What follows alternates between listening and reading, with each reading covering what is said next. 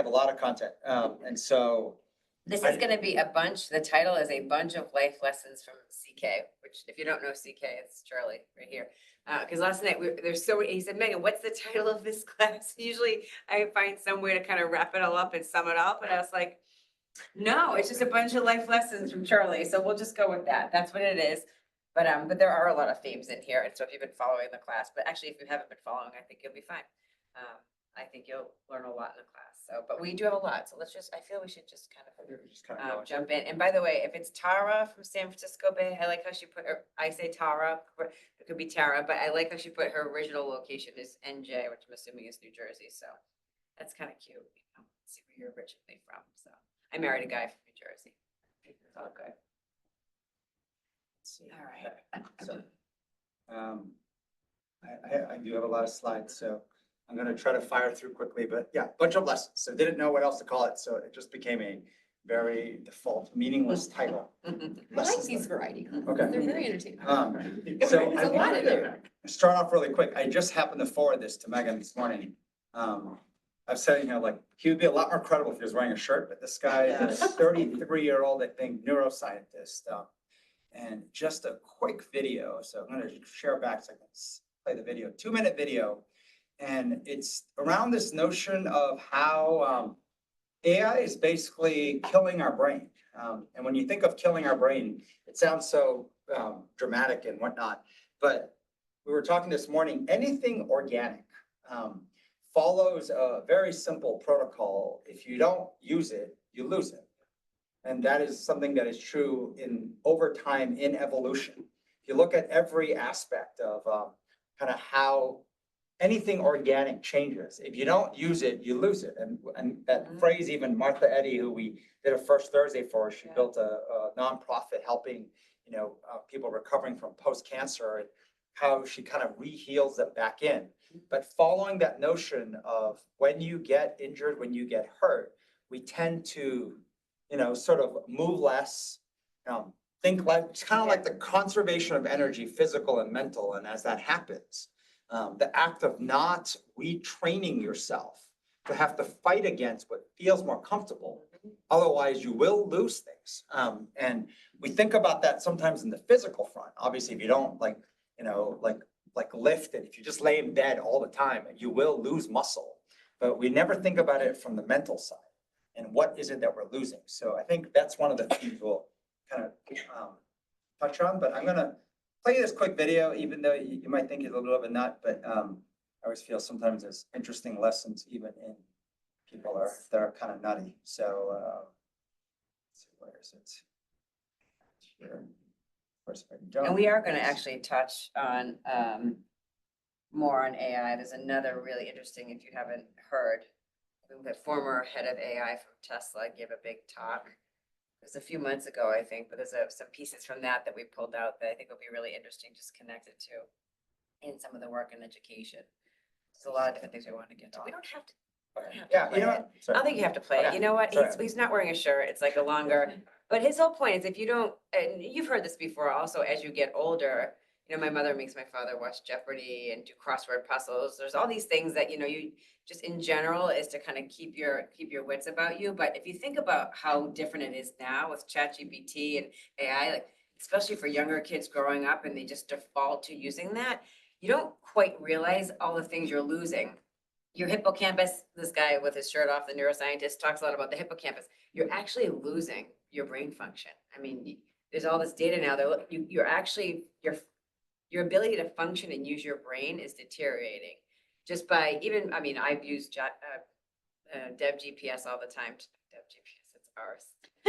Not Dev GPS, but the GPS system, by being plopped into a new city and having to figure out where to go and how to get around, actually keeps your brain functioning. But because we're so accustomed to GPS and where am I and following the blue dot, and it's actually shrinking our brain. Over time, the more we're doing that, as you don't realize over time, what that's doing to your ability to function, that's kind of scary. But anyway, so he actually talks quite a bit about that and just how much worse it's getting. And so his point was, especially as kids are writing essays and writing emails, even just to write an email and respond to somebody, you're using ChatGPT, you're using AI, so sorry, technical issues, you're gonna see none of the videos I wanted to show you, but yeah, no, I think to the point, I mean, the simple act of not even figuring out how to navigate somewhere and how we are literally step by step, turn left, turn right, 20 meters. And so what part of the brain is no longer being used to even physically navigate? Then there is the notion of anything you don't know, instead of actually going through the process of researching it, finding and exploring, we just ask for it. And it not only spits back an answer, then it asks you, how about, do you want more of this and more of that? So even the actual follow-on prompt has now become automatic into what AI is offering. And then the notion of, when you're creating, when you're writing something, what am I thinking and how am I going to communicate it? It is telling you what to write. I mean, think of how the auto response feature, even in all our email now, like you don't have to even think of what to respond. It gives you 3 suggestions or 4, and you just click on one and boom, you can respond an email. And so what happens when we no longer have to do those things and it happens automatically? And so just really quick, some kind of real quick kind of bluff or bottom line up front. The simple notion on the left here, I just drew this saying, I really believe, and I've seen this through and through, you can solve almost any problem in the world for yourself, in your life, if you can just do this really well.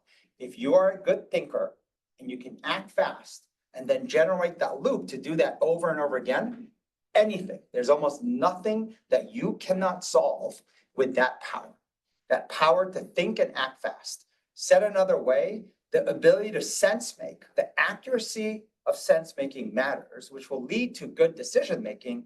And that loop of sense making, decision I making. think they can't see the slide. Oh. Can you guys not see I the slide? can see it, Okay. but we can see your Okay. controls. Yeah, I wonder Just if maybe if you want to stop Oh, sharing, share you know again what? or Sorry. something. I know why. Sorry, you guys. Sorry. It's our first day. No, no. Getting back into Now we're having a look.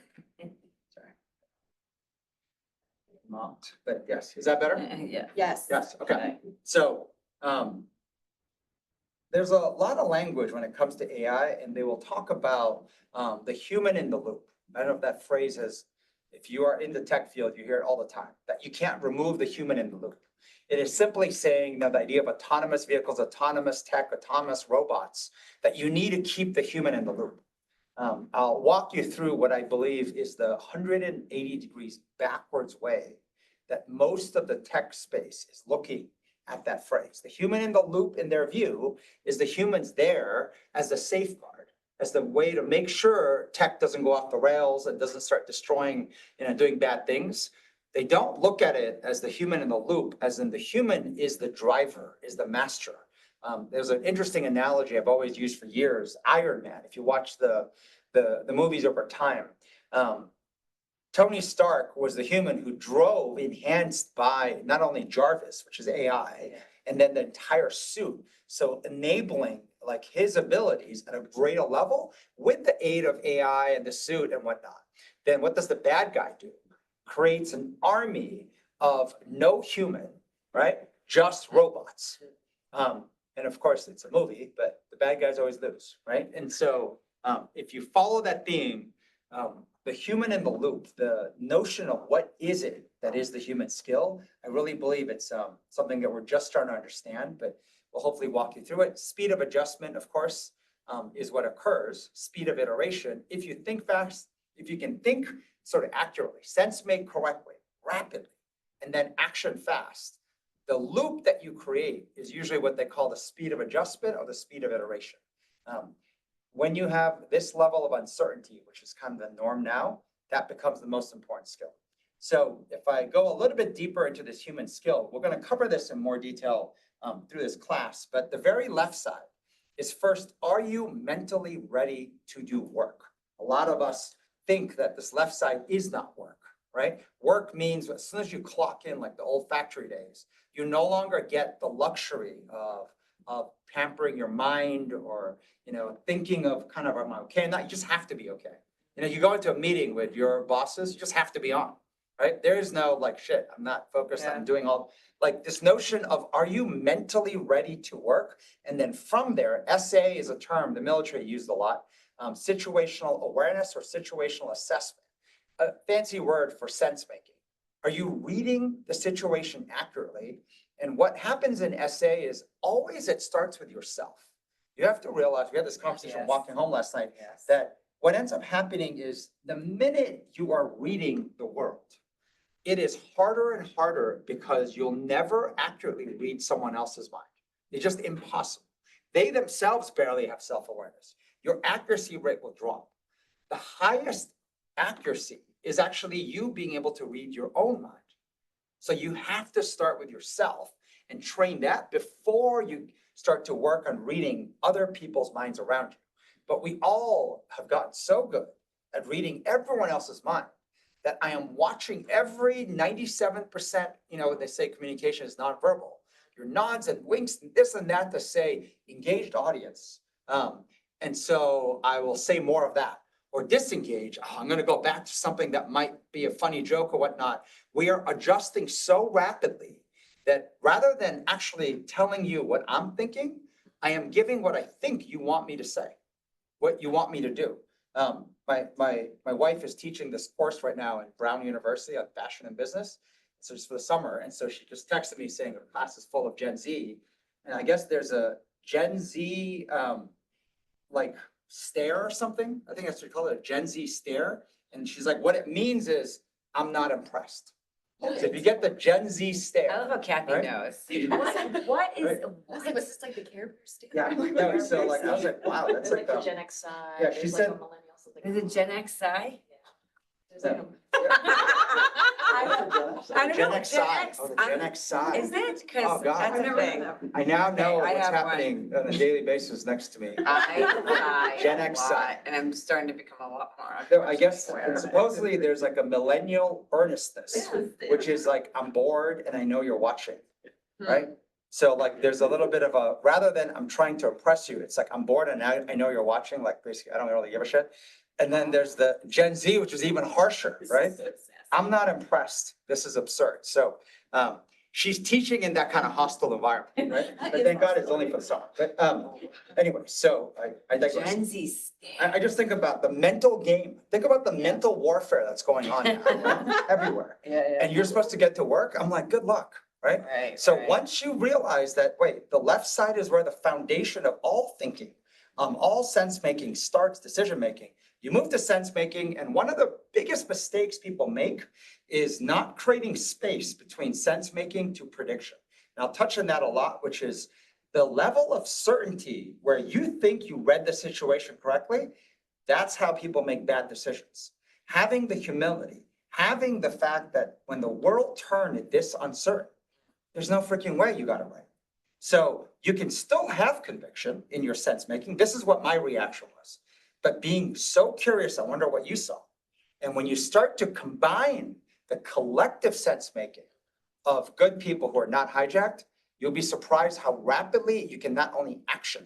And prediction I put because decision making at its core is always connected to how you're predicting the future, how you're predicting what's going to happen. Before you even go on, Go because I ahead. know you have a few little Yeah, things sure. underneath, but it is interesting. It's making me think about how different the industrial age way of working compared to this now, right? If you start with, are you mentally ready to work? Is your preparedness? The old kind of prepare, your own mental, emotional preparedness to do, to deal with whatever, the Gen Z stare or the millennial, like, and it starts with you. In the past, it's like a pyramid, command and control. You're not really thinking about you. You're thinking, I gotta get the troops marching, I gotta get people productive, right? I You're mean, not- think about like, are you physically ready for work? Right, This yes. is why coffee Coffee and and- everything, yeah. it's like, Yeah, like, right. are you Right. That's physically ready that's for work? It's a true. different ready. That's the preparedness in the old world. And in the old world, it's just expected, like, Yeah. hey, you clocked in, Yeah, you're in like my dime now, whatever, you should like, be ready, yeah. it's just a be given. ready. If you're not, oh, you get fired, Yeah. right? Versus you are the producer, and now a single individual can produce amazing things that even 10,000 people couldn't get done in a faster amount of time. So the power of that mind, right? Where is it? Because it can do as much damage as it can do actual good, Good, yeah. right? So mentally ready for work matters. But then also in the work, the essay, the sense making, essay stands for situational awareness or Right. situational assessment. But the fact that also starts with you, You know, it's like very easy to say, I'm gonna assess what's going on here, but if you're not in the right mental headspace, you might not be sense making that correctly. And so to have to work on yourself before, right? Before you even. So I would say, before you even judge correctly or not, people say, well, I have no opinion. I'm like, that is not That's true. not true. You can train yourself to believe you have no opinion. Everyone, the speed that our mind is Yeah. making judgment calls, they're actually sense making, is so rapid. Unless you actually have a brain disease that makes you not being able to function, Yeah. it is doing it. Yeah. And the thing is, rather than taint it, right, influence it first by what other people are thinking or how to practice capturing, bottling and exposing what your sense making was. And if everyone did that, you would get the collective view of what everyone saw. Right? Right. I don't know if there's any Gen Z's here, but if you're not impressed, remember the gladiator? Are you impressed? Or are you entertained? Are you not Right? Are you not entertained? entertained? Not yet, but I'll ask you that later. But just going through this really quick, the left side is much harder than anyone thinks. Everyone thinks this is easy. This is so freaking hard. Anybody here who thinks, okay, I get that. No, I'm telling you, if you feel that, you say that, you don't get it. This is so hard and it gets harder and harder all the time. I find this the hardest part of everything. Once you actually can get closer, because it's always a moving target of getting better at recognizing when you're ready or hijacked. We'll go into that more. You'll see the part on the right, you have to stay in sense making longer than people realize. You people want to jump to decisions and you have to go. And it's not like the typical just quiet your mind and wait. No, you have to puzzle. You have to seek, what am I missing? Because you're always going to be missing data. And then when you do that right, the right side almost becomes obvious. It takes care of itself.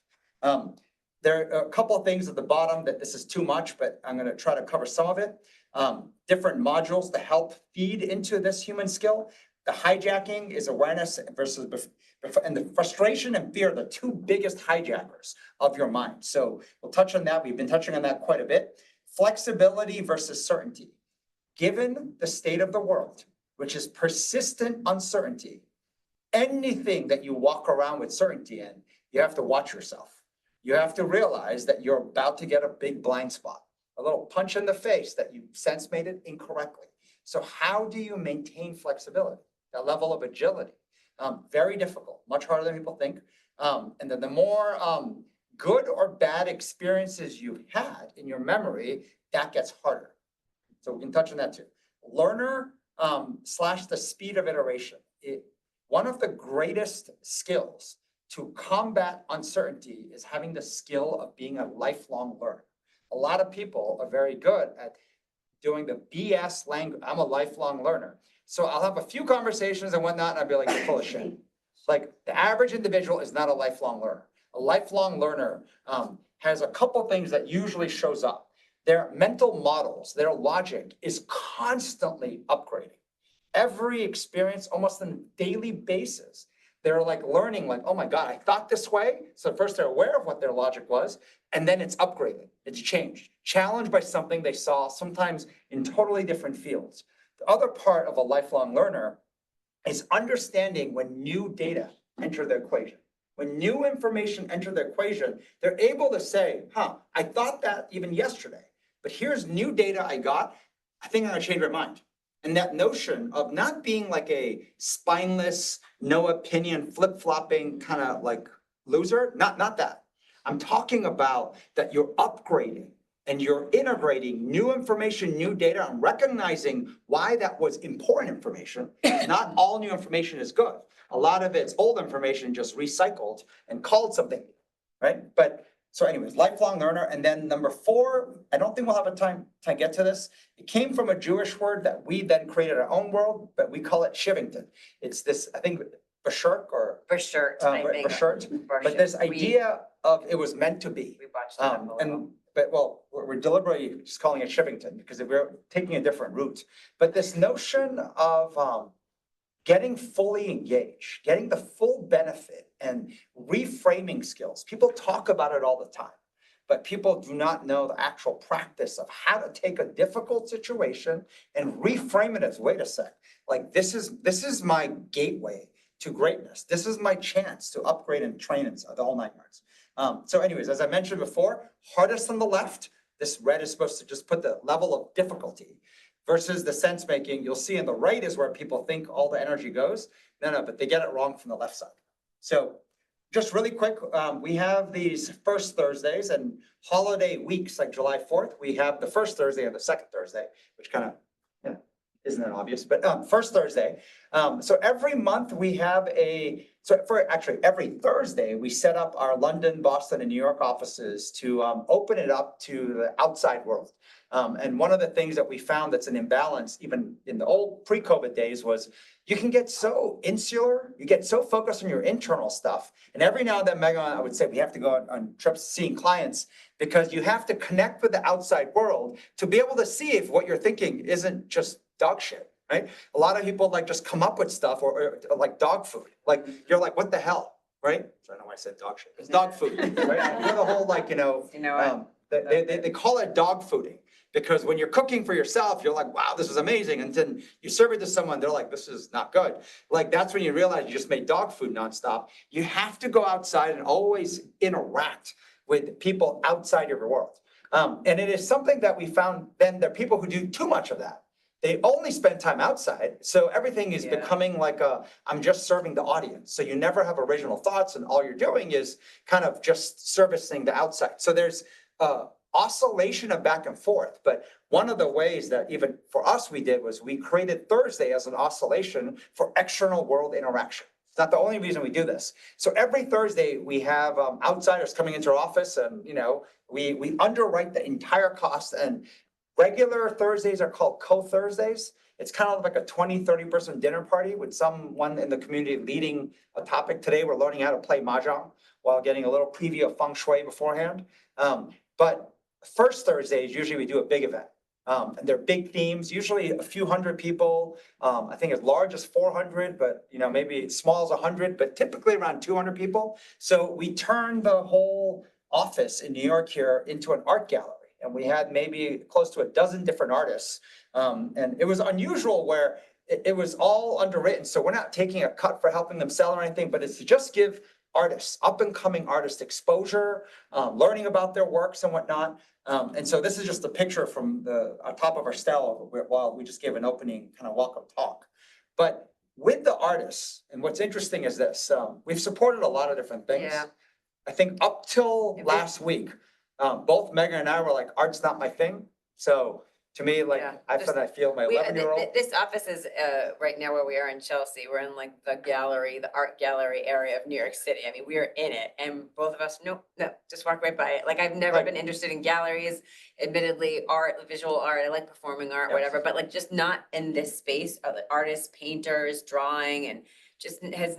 But Never interested. Never interested, but definitely more interested now. And it's really interesting connection to the work that we're doing. It was So, I mean, my wife she loves, everywhere we go, she wants to go to the museum and galleries, and I beg, I negotiate. I would rather give her like entire wallet and maybe even let her like jab me in the eye just to go and me not go. That's how much I just not my thing. But last week, so what's interesting is this. So Ezra Cohen is a very well-known, or it's kind of getting very well-known, up-and-coming artist. So him and his fiance are part of our community, and we love to do things to support interests of our community. So we said, we'll run the whole thing underwritten by us to help you and your field. But what we do is before the first Thursday on Wednesday, we will hold this VIP dinner. It's roughly like a 12-person sit-down Michelin meal with Chef Danny. It's a fancy way to have like a 3-hour meal, multi-coursed, while having discussion. And I always say, make the discussion conflict-ridden, interesting, difficult, because the different courses of food will create serotonin that if you're in a bad mood and hate each other, suddenly you'll start laughing while you're eating the next course. So push the envelope, and we've done things with like NATO ambassadors to like trying to fix education, how to build community, the health issue of microbiome, and everything you can imagine. So this was, you can imagine, two people, both Megan and I, do not have any appreciation or interest in art, having a dinner with some of the top people in art, gallery owners. This woman is the head of Islamic art for the Met. So at a global level, she's the one who curates and decides to buy and so a lot of like, and of course, artists. And so this is not Ezra's studio, but in it, we're talking. And we started by saying like, look, just being honest, we don't have any interest in this topic. We're doing it to help. Well, we have interest now, but we hadn't had interest up until then, but I'm we were just- getting interest. You I'm made giving me you, seem like. no, I'm giving you pre-Wednesday. I mean, I'm Right. being dead serious. Right. I would yeah. rather like, take a punch in the face to my wife Right. before going on. But we were supporting it, which means, yes, Yes. up until that moment, haven't, but we met this Yeah, but it's couple, the they're truth, great. though. No, I mean, yeah. You too, like Oh, the no, last thing in the no, world you would do is go to a. No, just so you know, when we built this office, our architects were telling us or stuff that they wanted to do in incorporating art, and I said right out of my mouth, I don't care about art, I don't want it in here, I wanna use all of our funds and investment to make it practical, I'm Miss Practical, but open-mindedness, that's, So- we changed, we obviously So- doing this, we were open-minded to do this, so, yes, but I've never been interested in Okay, art, so I've I'm never just been being into a blunt. gallery in my life. Art was not the reason we're doing it. We're doing it to help the community. here. It's So- not the gallery here. But, so the discussion ended up lasting almost 5 hours. And as we talked, we were like, wait, what? The notion of what is the psychology, what the artist is going through. Remember, there's a pressure of making a living. And I think a lot of artists can sometimes get unrealistic and impractical with you gotta pay rent. But there's this notion that if they create a painting to sell, they rarely sell. So what is happening? And then one of the insights that was interesting was they're always working on 6 to 7 different pieces simultaneously, and it takes a long time to make them, right? And the studio is like crazy messy and whatnot, and they're going through it, and they're jumping between different canvases. And so the short end of what came out is, wait, what art is? It's what's in their intuition expressed on canvas over time.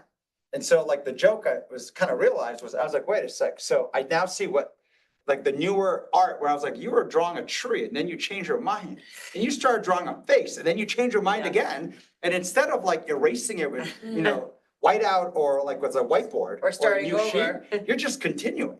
And so what you're showing us is whatever that was processing through your mind in the window you created, and you created multiple at the same time, that's what I'm seeing.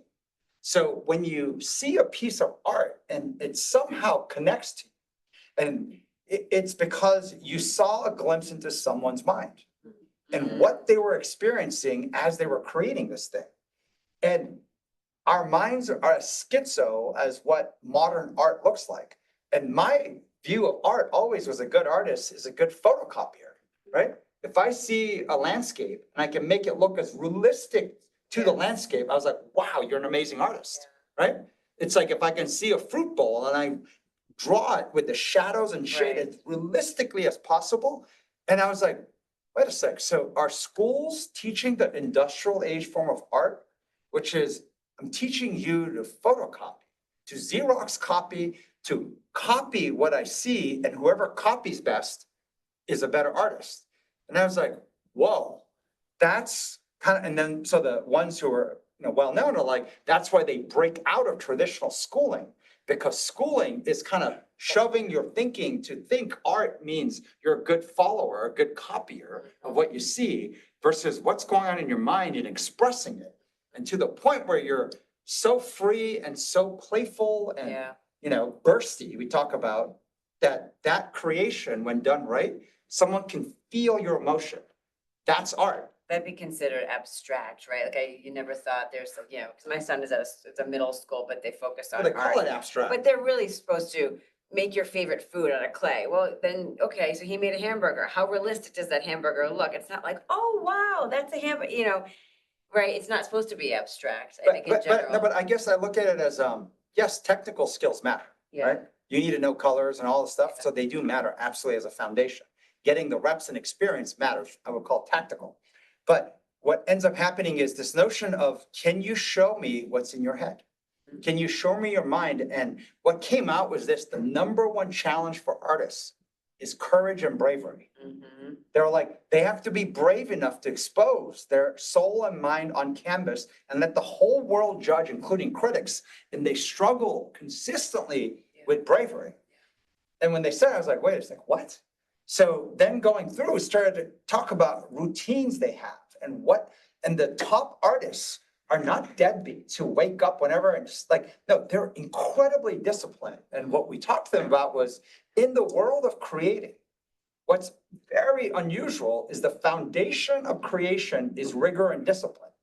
That's been figured out in strategy and all kinds of innovation. The foundation of creativity is rigor and discipline. And rigor and discipline has a being forced to and this. And so how can I be creative when I'm shackled? No, it's not authority-driven rigor and discipline. Self-driven rigor and discipline, vastly different.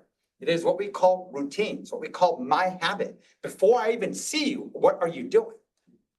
What work has done in the industrial age is authority-driven. The minute you step into my four walls, you're following my cultural protocols. Schools do this too. So the rigor and discipline is all enforced from the top down. But what you have control over now with work from home and everything else is that like, and what's happening in people's minds, you can't control someone's rigor and discipline. They have to own it. And so that becoming critical to their foundation of creation. So then we were talking, experimenting and saying, wait, like I was telling them, you know, what you're doing is no different than when I whiteboard. If you look at my whiteboards over time, they look like, once again, I thought this, I changed my mind, did this, but just kept skirting. And then I need layers. So I start using colors and it becomes almost three-dimensional.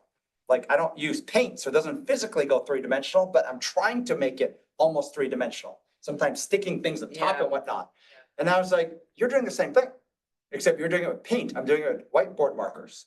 And this notion of, I was asking them, so all the work we've done training number ones in this field, right, of sense-making, decision-making and whatnot, I was asking them, do you talk out loud your thoughts when you're painting? And then I was talking to two of the top artists there, and they were like laughing, saying, you mean like kind of talk to myself? And I was like, yeah. And they're like, all the time. And they're like showing me how, as they're throwing paint, whether they're cursing or this, or look, that's going to be great, or that, like they're talking. So then I was like, have you ever like worked in pairs? Have you ever tried to almost have a conversation of what's going through your head while you're the one painting, but someone's interacting with you? Because that type of teaming accelerates creation. And so they're like, what? Like never? And so anyways, we're going down an interesting journey. We're going to dive into the world of some of the top artists, less about buying art or appreciating whatever they're doing, trying to sell it, but understanding the psychology. And I think some interesting stuff will come. I feel, to me, I thought what was the most interesting is that one of the biggest challenges that artists have is courage. Courage is the thing they need to, you know, if you think about a blank page, right, for all of us who are not in the art world, but are doing strategy and thinking and having to innovate, that's what innovation is. Innovation is creating something that doesn't exist right now. So to get up and put on a big sheet of paper what you're thinking, what's on your mind, what you think, not what somebody else thinks, and to put that out there is a very vulnerable thing. It's a very vulnerable thing. It takes a lot of courage. So when they were talking about that's the biggest challenge, and we started to talk about, well, what do you do when you get stuck? And Charlie and I have been working on all the ways to help people get unstuck in our thinking and strategy and other work that we do in the business world. One of the things that they do is they have multiple projects, multiple campuses going at once, which I feel, you know, Charlie's been, I mean, and I struggle with this more, where if I want to get something done, I want to focus on it, as opposed to if you have multiple campuses going, you can oscillate to something else when you're stuck.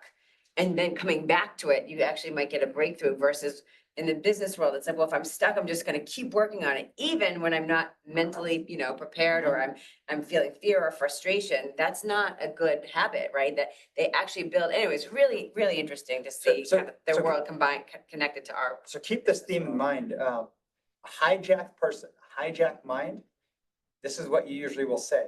I think I can only focus on one thing. If you find yourself saying that, consider that you might be hijacked and likely hijacked. When you're not, as in you're getting in the flow, the power of your mind is you should be able to work on 6 to 7 like high quality things at once.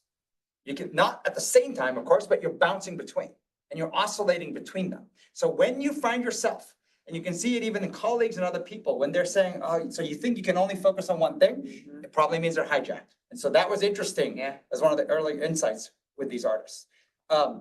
Next first Thursday, we're doing this interesting thing with a group called Founders Institute. We adopted them years ago out of our offices for several years. They basically incubate startups. So they're creating a huge event with all the top schools in the area of doing like a pitch night. So they'll bring 150 people. We'll add 50 from our community. So it's kind of seeing what entrepreneurs are doing in a whole different theme, but just that's coming up. If you're interested, I think Kathy and team like has all kinds of details. Okay, so people always ask when they come the first Thursday, how do I get invited, right? What's your criteria? We've had thousands and thousands of people come and everything is underwritten, so we don't charge. So it's like we're underwriting not only the experience, the food and everything. And so what type of people are you looking for? What are you screening for? And so there's one simple answer. I just took this up from a whiteboard upstairs. We always say we're looking for two really criteria, good from within plus highly competent. We're all imbalanced on one side, and it takes work like a muscle to build both sides. You know, there's a lot of good from within people who are not competent, and some would say they're naive, right? Or maybe they're like losers. They can't even pay rent. But then there's highly competent, but they're not really good people, and they're evil, right? And this notion that when you're imbalanced, you can be naive or you can be evil on either side. And there was a biblical phrase, Shauna from the Air Force Chaplain Corps had shared. There's a biblical phrase that if you like want to change the world, as in if you are a warrior to do good in the world in your life, you have to be as innocent as a dove, but shrewd as a serpent. The notion that both are skills you need. And as icky as it may sound, competence tends to come with like the detail serpent-like skills, but being good comes from being as naive and innocent as a dove who could just be eaten by a hawk or shot.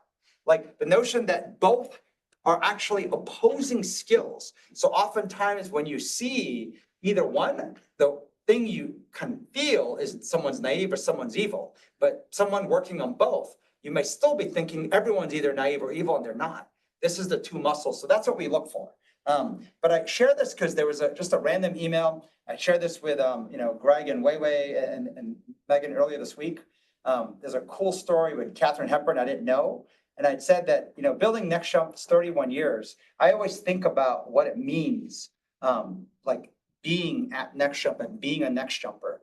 And Greg just commented that the story I'll share with you, just really quick, I thought it's just kind of random and cool, is baked into a culture. So Katherine Hepburn, you may know her by the picture. So I'm just going to read to you what's in this thing.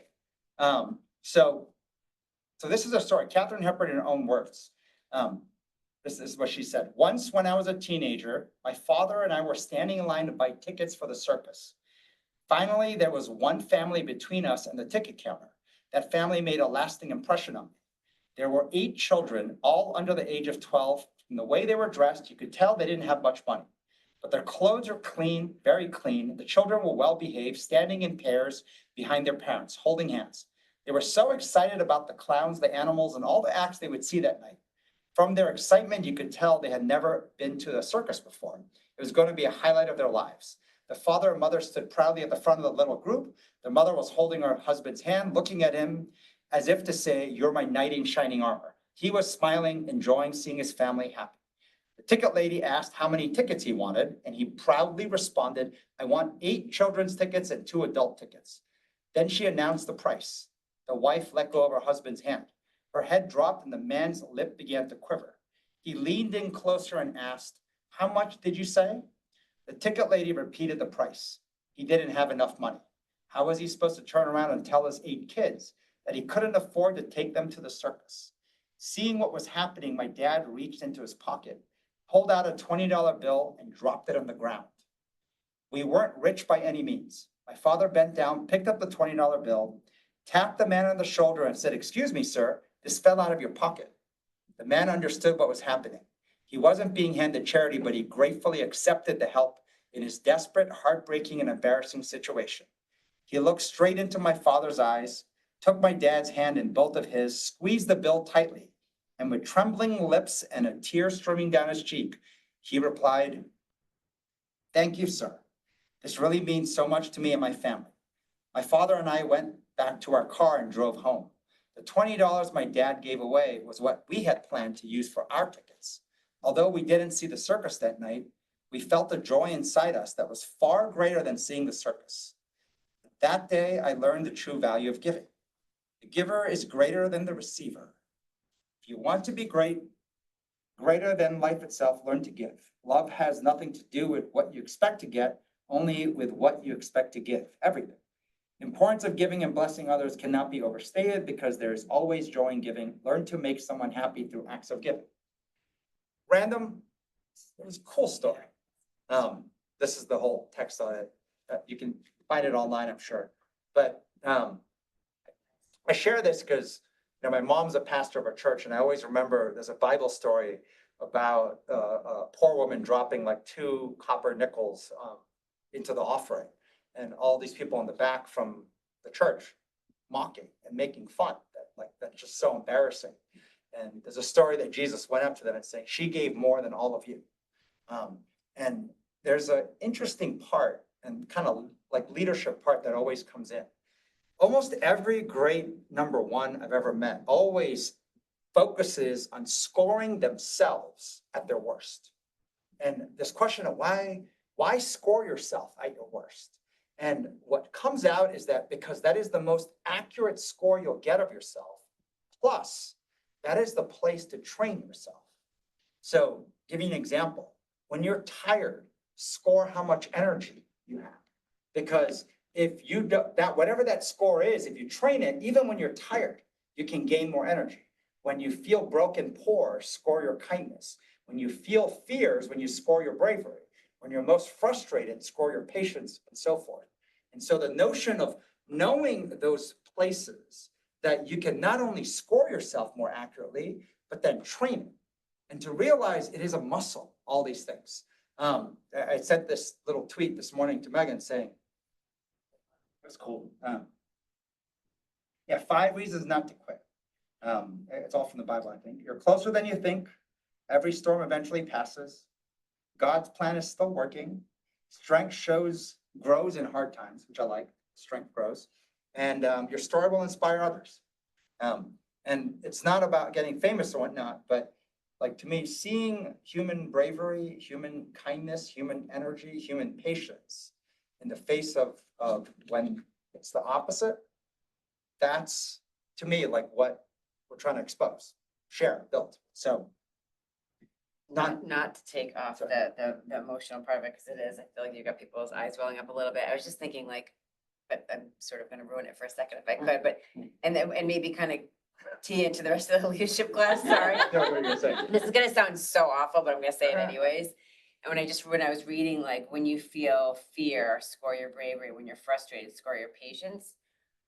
The challenge I have is I can act brave when I feel terrified. I can act patient when I'm frustrated. You know what I mean? It's like knowing these things, like I can do that, but it's not like authentic. And so it's like, actually, I think the, less Gen Z that you are, the more experience you get, like you don't get to not step up, which would be like courage or bravery. When you feel fear, you have to. As a parent, I've had to. Like, it's not like, you know what I mean? But it might not be coming from a place of I'm ready to do this, or I've trained to do this. It's no, nobody else is gonna step up to this. I have to, or I'm in a position where I don't get to. So it's like, and I think this is where like some of this leadership work of the awareness and to be able to train it in places that are not as dangerous or not as scary or not, away from like the big game that you might need to play that. But like, I guess I just feel like, cause it's like, I hear it and sometimes I think, well, yeah, I can do that. Right. I will do that. Right. And I will step up, or I will be patient, or I will show patience, but I'm seething inside and I just want to, rip someone's head off. But I'm like, I will be patient right now. And I think that's the stuff we shove down that kind of eventually will come out in a bad way. So, that's what we're trying to train, right? We'll talk about that more, where this notion of, do you know, the idea of essay, right? Yeah. Sense space. Do you really know where you stand right there in the moment of anything? And then you can apply, and this is the part, applying optics. Yeah. Because by the way, if you don't apply optics, you will get shot and killed, right? If it's not physically, you will be literally removed socially. Yeah. And every conversation that's important happens behind your back. Mm-hmm. You have to realize it matters, right? Mm-hmm. Like manners and optics and stuff does matter. And so this notion of like optics matters, but the problem is when that becomes your default and becomes your automatic, And then you're like, wait, what do I really think though? And that becomes Yeah. so lost that you think your optics is your authentic, is your automatic, right? Right. How do you right. make Right. you being real, your automatic, and then in situations as needed, you apply optics. Mhm. Most of us do it the other way. I have automatics and optics, and then in rare workshop situations, I'll be authentic. So Right. how to reverse that? And it's a very hard thing because, once again, no fault of anyone, we have been wired and Yes. trained that way for 100 years. That is culturally built in school, work, family, friends, everywhere. And so how do we undo that? Yeah. And that is the big change and challenge we're facing. Reverse it. I just added one more thing real quick. From the art thing, I had a lot of people who are artists and gallery owners coming and saying, oh my God, you guys are amazing, so helpful. You don't even care about art, but you did all this. How can I pay you back? And this is what I shared kind of with someone, very much like Warren Buffett talking about. He doesn't own stock for 10 minutes. He owns it for 10 years. And I said, when I think about kind of who and building relationships, I think about, I'm not looking to build a short-term relationship. I'm looking to be friends with them for 10 years or longer. So my point is, don't worry about, I need to do something for you right now. I'm like, let's do that correctly over 10 years. So it doesn't mean like, oh, I can just take whatever they give all the time. No, give and take balance over time matters. But I think about building 10-year relationships, and that perspective kind of changes something drastically than short term. So leadership lesson 1. So that was I think people thought you might be done because you No, just no. said that was your last no, slide. so no, Just so you please. know, that was the intro. That was it. So I told him this is probably gonna break up into 2 classes. But I'm gonna try to go faster, right? So, all right, quick thing. This was from a document the UK Navy with a lot of work with wrote, kind of on the leadership training work we did. And so this is kind of cool. Royal Navy faces a challenging and dynamic environment that requires difficult decisions at every level of the organization. Decisions are harder than ever. So think of everyone has to be a decision maker, but decisions are harder than ever with a daily onslaught of information. And operations are being conducted in a volatile, uncertain, complex, and ambiguous environment, like VUCA is increasing. And here's the insight, the key insight determination. Decision-making is a trainable and improvable skill. It is not like your judgment, your decision is kind of a skill that whatever you joined us in the UK Navy, Royal Navy has, you can train it. And this has been our 20 years of life work. So I'm going to walk you through some of the components of it. So some of you may recognize, Daniel Kahneman won the Nobel Prize. He's the one who popularized this notion of system 1 versus system 2. System 1 is your intuitive brain. System 2 is your logical brain. And he said, this is how human beings operate. 95% of what's happening in your head is driven automatically by instinct, intuition.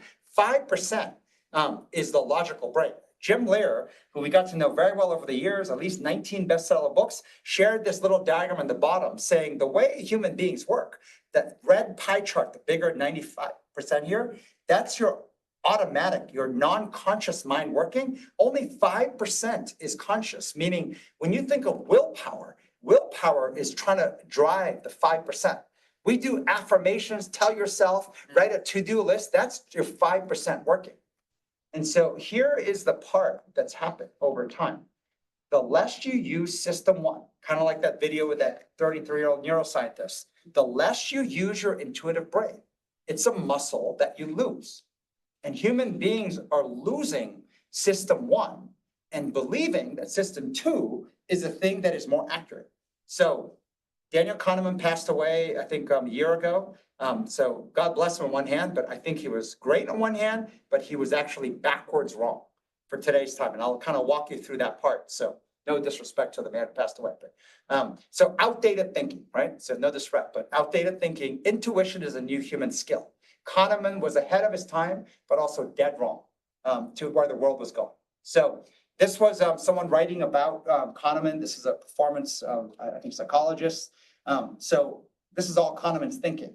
Am I forming this judgment too quickly? The biggest mistake people make is premature intuition, right? As in, like, you make a judgment and then you just go with it. And says your brain creates a global impression in seconds, like milliseconds. Remember the intuitive brain, remember we shared one of the earlier lips, is processing 11 million bits of data per second. Our logical brain is processing 40 to 50. So you see the difference in the power of the intuitive brain versus the logical. Think artists are trying to use their intuitive brain in seconds, and then cherry picks evidence to support it. So you can't even imagine how fast the intuitive brain is taking a biased thought and then feeding in however many data points at crazy speed. So Kahneman's advice is delay intuition until you have all the information.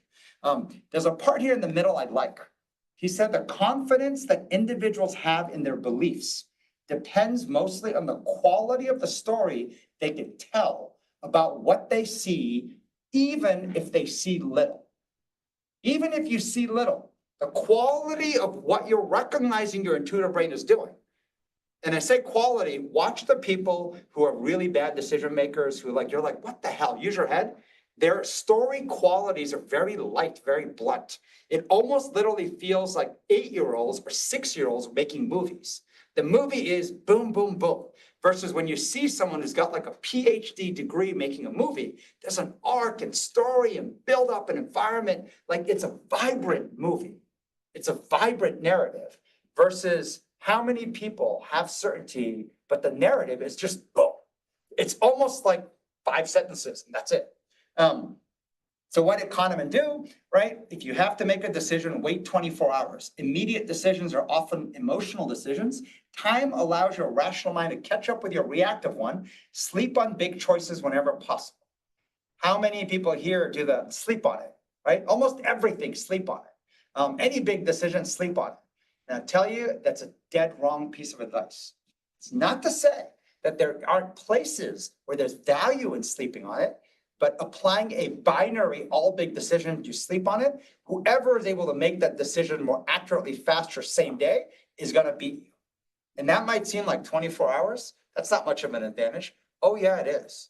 In today's world, especially with how fast things go viral, whoever makes traction first, whoever grabs the customers, the land share, the mind share, you're 24 hours too late. It matters. And so the default sleep on it is a common mistake people make. So here's what's interesting. I don't know if people knew this. I had to look this up. Kahneman won the Nobel Prize in 2002, okay? His pioneering work in the field of decision-making, okay, and behavioral economics fundamentally reshaping how we understand human judgment under uncertainty. Okay. 2002. Yeah. We're in 2025. 23 years later. I don't know, some of you may not even be alive, for whoever's really young here, by 2002. But I cannot tell you how different the world is from 2002. It does not even look like the same place. You see a picture and the first thought is maybe, I don't think it's real. 2002, you see a picture, you're like, wow, I can't believe that. There is a night and day difference of what has happened in the world. So if you are applying the brilliant Nobel Prize thought from 2002 into how you think, do not be surprised when you're making horrible decisions and managing uncertainty in a horrible backwards way. It's 2002 Nobel Prize. We need to update for 2025, 23 years later. So here's one of the things, right? So essay, 20th century, if you look in history, goes up to 2020, right? Rest in peace, he passed away March 27, 2024. ChatGPT first launched November 30th, 2022. I would argue AI and the use of it has exploded in the last 9 months more than anything. I think all this year, maybe the 3 months of last year, a different level. It has become so common now, the entire world is using it in some shape or form. And here's what Kahneman had. He said, am I being overly, sorry, I can't read the thing in my screen well. I'm being overly optimistic about this outcome? He said, great successes were always due to somebody being unreasonably optimistic, even delusional. And we've all heard that, which is fair, right? You have to have optimism to try stuff. If you don't believe it works, you just won't do it. So optimism matters. But Kahneman in 2002 kind of thinking said, optimism is the most significant cognitive bias we have, right? Optimism is the most significant cognitive bias. And I say bullshit to that, not in 2025. Post-COVID 2025 is impossible. Pessimism, worry, fear is the largest cognitive bias we have. It no longer is optimism. It's like, what's wrong? What's wrong? What's gonna go wrong? Like just bad things are gonna happen. You open the news and I don't think you say, wow, I wonder what good things have happened in the world. No, you open the news for what the hell went wrong now, right? You're looking for downside surprise everywhere. And that cognitive bias makes you find it. Is the mental health crisis because everyone has optimism as the single biggest cognitive bias? Or is it because it's the other one? Everyone has a pessimism issue. You're looking for what's wrong. And so is everyone really just that wrong in their brain? Or has the world changed? See, this is the part, question 4, this is the whole thing about Kahneman's thinking. How predictable is this environment? And he said, intuition shines. As in the brain that you're supposed to use, 95% of is what's being used, shines in stable, predictable situations. To me, the biggest disservice Kahneman did was convince the whole world that intuition is so faulty that you got to train to use your logical brain. But when it comes to a world where it's persistent uncertainty is the new norm, intuition is the only way you can navigate it. When it's uncertain, there is no data. There is no logical thing. So how many new things you're facing? Yes, it might be thematic to things in the past, but it's still new. And so how you have to use intuition. And so, I mean, this little quote, I don't even know where it's from, but this person put it in. Never discredit your gut instinct. You're not being paranoid. Your body can pick up vibrations, some better than others. And if something deep inside you says something's not right about a person or situation, trust it and keep it pushing. So it's kind of convenient to put that quote there, but you know what Kahneman would say? Don't trust that, because that is the biggest thing that makes mistakes. Right. And so both can be true, right? An untrained intuition, right? Like a muscle that's atrophied, is complete shit. It is so wrong so often that it most likely is more wrong than right. When we looked in detail over data, untrained intuition is generally wrong 3 out of 4 times. I mean, it's so consistently wrong 75% of the time, it's polar opposite wrong, what your judgment is. Trained intuition, they said, and this is in a massive long study data we found, was 2 out of 3 they will get correct. But that's working solo. But what we have found is working the right pair of 2, which is what I call a TP, training partner, you can get it up to 95%. Like that's what you want to get to. But I share all this because in the 21st century, right, which is basically, if you look in history, technically it should go by 2000, but it's actually 2020 and onwards. Think of the acceleration of AI, the acceleration of persistent uncertainty. Every chart shows it's going hockey stick up in uncertainty.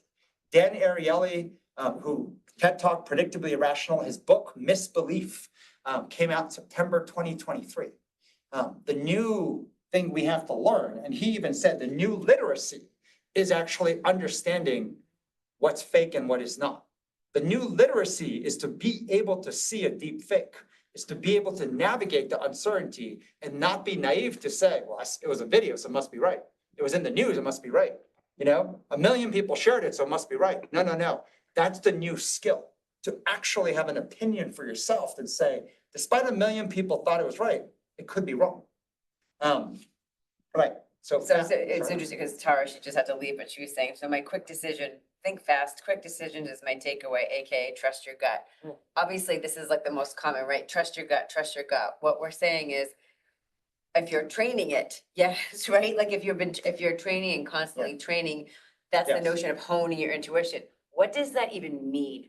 Hone your intuition, right? Isn't that kind of the biggest question? Like, how do you actually train that? How do you train your intuition, right? So I'm let me teeing go that to some of up. it. There you Okay. go. So first, there's a couple little things here. Yeah. If you're an overthinker if you're an overthinker and can't stop thinking, it's because you're an underfeeler. Now, maybe that makes sense or not, but let me explain. When we're not allowed to feel, and when you say allowed, right, that's you doing it to yourself. When we're not allowed to feel what we feel, we turn those feelings inward. We disconnect from our own body and begin to live from the head up, right? Let me just go logical, right? Don't get emotional. This is what typically people say, I shove it down, right? You have a feeling and you're like, oh, it's not good for me. It's gonna make me look bad, stupid, idiotic, immature, whatever it is. So I shove it down. And what happens is this. And now, even as an adult, your brain continues to believe thinking is safe, feeling is danger. So instead of feeling, your mind loops This is the rumination, the overthinking, and you continue to avoid what you are feeling deep inside. Said another way, we have trained ourselves to shut down, like literally handcuff our intuition, the 95% of the brain power we have, and try to only use that 5%. And guess what the AI is training to replace? It's replacing every piece of the 5% job. So what you're doing is actually putting yourself out of any value to the world by actually shutting down the very thing you have to train and then trying to train up using more of the 5%. But we'll touch on this more. Thinking, feeling, shut down, right? Intuition. So you only use logical brain, right? Thinking is safe, feeling danger. You're going backwards. Backwards because you're going back to the industrial age. The 2002 Kahneman Nobel Prize is what you will get next, but as like a historic figure, not as in good. Sorry, I meant that. That's a joke, but it's not working. Anyway, sports psychologist, this guy, Bill Beswick, he had interesting thing, the 4 elements of high performing athletes. He's one of the top like sports psychologists. Building a top tier performer requires 4 pillars: physical preparation, technical skills, tactical intelligence, and mental strength. Success is built by balancing these. You have to grow all of them. And mental strength is often what separates the best from the rest. So I kind of rewrote that. 4 things balanced. Think of physical preparation absolutely matters, which includes physical environment, which includes your actual physical vessel, the body, right? Sleep, exercise, nutrition, and everything else that goes with it. Technical skills, right? You have to learn. If you're an artist, you have to learn actually how colors mix and whatnot. If you're, you have to learn technical skills. They do matter. And then comes tactical intelligence, which is a fancy word for experience. Reps matter, especially when it comes to persistent uncertainty. If you don't have the reps, do not think just because you saw a video, right, it's going to work. You have to experience what your body is doing and reacting in the actual unknown. And persistent uncertainty is the single biggest cost to your brain. They said moving your body is first, as in the smallest. The second is learning something new. The hardest thing that your brain actually expends energy on is persistent uncertainty. So welcome to the new world, post 2020. Every one of us is burning energy, just worrying about what the hell is going to happen next bad. Mental strength. So we're going to go into more of the mental strength part. So there's some interesting stuff really quick. This guy, Bill, talks about how when you wake up in the morning, you have a choice, right? You're going to choose to be a fighter that morning. You're going to choose to be a victim. Most of us get up in the morning and literally choose and narrate even to yourself or out loud being a victim. It's going to be a bad day. I don't want to get out of bed. Like, I didn't get enough sleep. Every aspect is feeding bullet points on what a victim would do. And you wonder why your day turns out not so great. And his point was he trains his professional athletes to recognize the victim side, to then make a choice of what am I going to rep and train to be a fighter. And this binary decision, in his experience, defines performance both in sports and in life. And I like this. He said, this question of what do you want? You know how hard it is to answer that question? When people you meet ask, what do you want? They can't answer the question because that's like asking an artist, what do you want to paint? Can you imagine the blank canvas? They're like, what do you want to paint? And so this notion of what we call the half-baked idea, a 50% idea, 50% approach, because that is appropriate given the persistent uncertainty. What do you want? And people are like, shit, what am I supposed to say? That's not what you want. Remember the old Monty Python? What's your favorite color? Blue, no red, boom, right? If you lie, they throw you over and you get killed. What's your favorite color is only you, and yet you answer what you think you're supposed to say. What do you want? And his second question was, how badly do you want it? And then third part, I think, is almost most important. How much are you willing to suffer to get that? Meaning, how much are you willing to sacrifice? How much are you willing to wait and keep going at it to get what you want? So this isn't a question of grit or resilience, of just getting punched and staying in place, because that is not living. That is dying if you're just looking to stay in place. It's like treading water in an ocean and just thinking, don't drown. That's no good. You will die eventually. What do you want? What do you want to get to? Are you moving towards an island? Are you trying to build a raft or boat?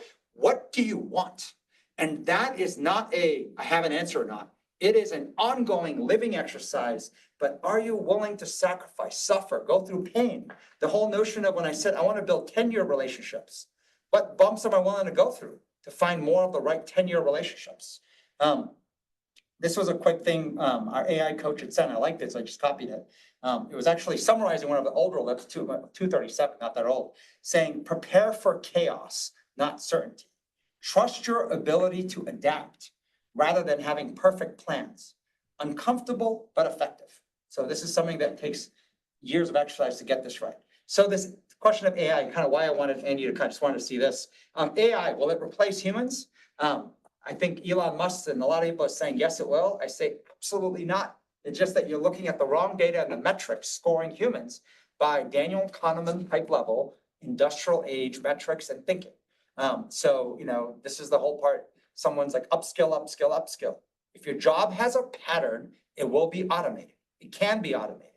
Ask yourself, what skills make me truly valuable? Learn them now, or be ready for difficult times ahead. Not as in for you. If your job has a pattern, it can be automated. It can be done by a robot, by AI, if your job has a pattern. So Megan, like the good one, can see how nobody knows what these valuable human skills are to upgrade and compete. So what the hell do I do? Because everything eventually has a pattern. So I have to keep moving to things that don't have patterns? Yes, that's the new job. So there was a great talk by this guy, I can't say his name right, Andrej or something, Karpathy. He was the head of AI for Tesla. So the whole Tesla cars driving on their own. So he was the guy who drove that division. So Y Combinator, there's a keynote, it's worth watching. It's like a 40-minute video. It's going to play part of it, but I'm not going to have video issues here. But he was one of the more popular talks to spread kind of through the internet. It's worthwhile. It's a very technical talk on one hand, but there's nuances in it that are interesting. He first talked about what AI has is an encyclopedic knowledge. It's read more books than you can possibly read.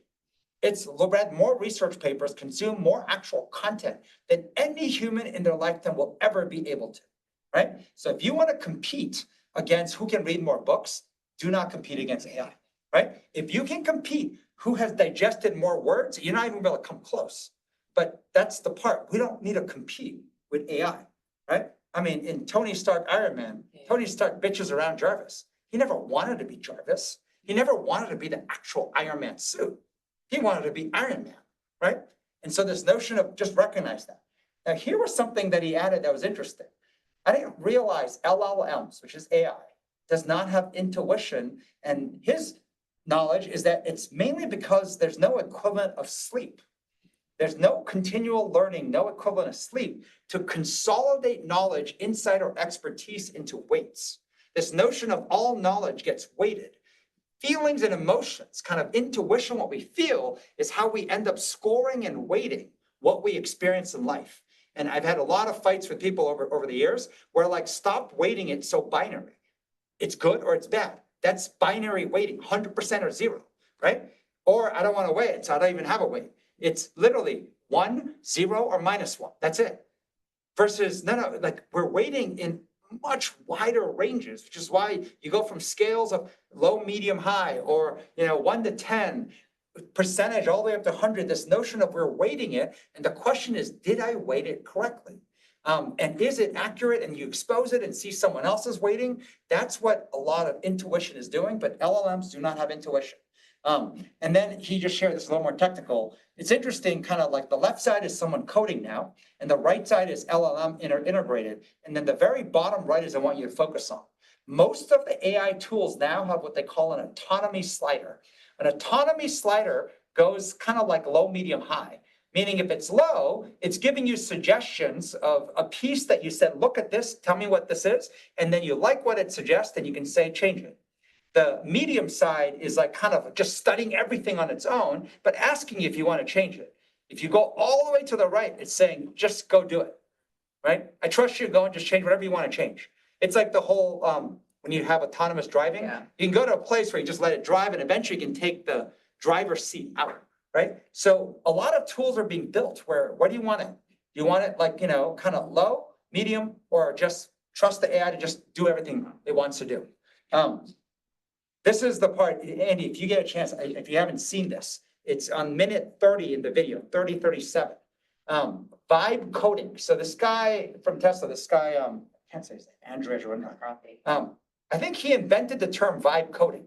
So if you look in Wikipedia, he's credited with that term. Vibe coding is just kind of being able to, instead of coding, just tell it what you want. I want that button to be 50% smaller. I want it to be like, and so you're literally talking to it, telling it what to do, and it builds it. And he shows these cool examples. You go to a restaurant and you see all these menus, you have no idea what it is. So he vibe coded, like basically using AI, tell me what this is. Pictures and of it. Pictures of it, and you tell it what, and it literally just instantly translates a menu you take a photograph with, showing pictures of what that food is, because all that imagery and knowledge and ingredients are out there. So you can like get a visual menu on any menu you want, and you just vibe coded that app.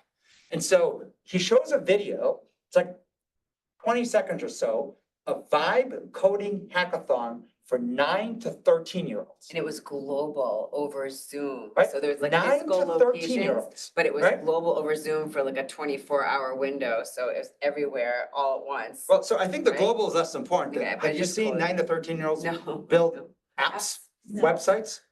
And you would think they would be, I don't know, teacher help, whatnot. No. They're laughing, giggling, it's cute. high-fiving. I mean, they're creating literally real time as 9 to 13-year-olds. So if you're thinking, right, well, I got coding skills, I can type really And fast, 9-year-olds can right? do it. You're fucked, right? But a 9 to 13-year-old can giggle and play and create. Software engineering is no longer a skill that needs to be paid for. It's free. And 9 to 13-year-olds, and the tech is improving so fast. So this notion of vibe coding, I'm challenging one of our teams to build similar workshops and knowledge. We want to be able to build a workshop. So if 9 to 13-year-olds can do it, we can build a building blocks of learning the technical skills of vibe coding, anything you want, and then layer on the human skills to now make you, what do you want to do? Why does that matter? How do you iterate? Like all the things that the human side has to do. This is interesting. This was in his presentation. He's saying this is the workflow, right? Remember, the technology world is creating AI. They see AI as the master, which isn't surprising given they're tech guys. And the human role is to verify, as in make sure AI doesn't make mistakes. So in their view, the workflow is AI and human in the loop. And he talks about how getting this loop to spin faster and better is the key. But when I look at what he's doing and he shows a picture, the job of the human is to leash the AI. So if it's making mistakes, I know Grok, that ex-AI from Elon, recently just called itself Hitler and did all the stuff and everything. And it's the job of humans to leash it, right? As in, don't let it do that. And safety and protection. It is the complete wrong way to look at it. From the tech side, they're saying it starts with the AI and then the human has to leash. I propose, and I'm not propose, I know for certain. It's the other way around. It starts with a human. And then you add the AI as tool. The worldview is the master is the human. The AI is simply a tool. Who is creating? It's not AI, it's humans who's creating. But you'd be an idiot not to use the tool. It's like saying, someone invented the hammer, but I'm just going to use my hands. My shoe. I'm going to use my shoe and my hands to, I was like, what do you, there's a hammer. It doesn't cost you anything. It's right there. And they're like, no, I prefer to do it with my hand, right? It's just better. Forehead, even better. AI can do anything that has certainty. Anything you can command. If you can order it, you can make it with AI. And so I agree, speed up the loop, but the primary master is night and day different. It's the human, not the AI. So this little image I made is interesting. So I'll kind of work from the left all the way to the bottom. Blue zone. Blue zones are places in the world where the people have lived the longest. And Chef Danny is one of the best in the world who has a lot of knowledge in it. But why we connected was not about longevity. Longevity is who lived the longest. We always kept saying, it's not about longevity. We want to build a blue zone in New York City, in our offices, not for longevity, but for performance, for higher human performance. And the side benefit, the secondary benefit is longevity. So the emphasis shifts, which is doing a night and day different thing. Mental health is all about how to make people not sick versus redefine mental health as mental strength. The very thing that guy Bill, the performance coach, talked about. And the side benefit is you're not mentally sick. right? You don't have mental health issues and illness, but you have mental strength. And the benefit of building mental strength is you don't also get mentally sick. Human in the loop. It's not about humans leashing AI, which is defense. It's about humans innovating, being the driver, the offense. And by the way, the side benefit is we also can apply a leash. And so vastly different. And so the last piece of the lesson part 2, it's interesting about mental battery, right? We all have our phones. And you know when your phone is fully charged on green? I mean, think about how free you feel, right? You have a supercomputer in your pocket. You can speak to it, do GPS. You can even walk and then let it like tell you turn by turn signals, speak out loud. You just feel like you can just spend like energy opening up like 12 apps, and you've got like your, Waze, which drains the battery for some reason, open while reading your email, taking notes, playing a video, and you're like, oh my God, I've got like 15 things open.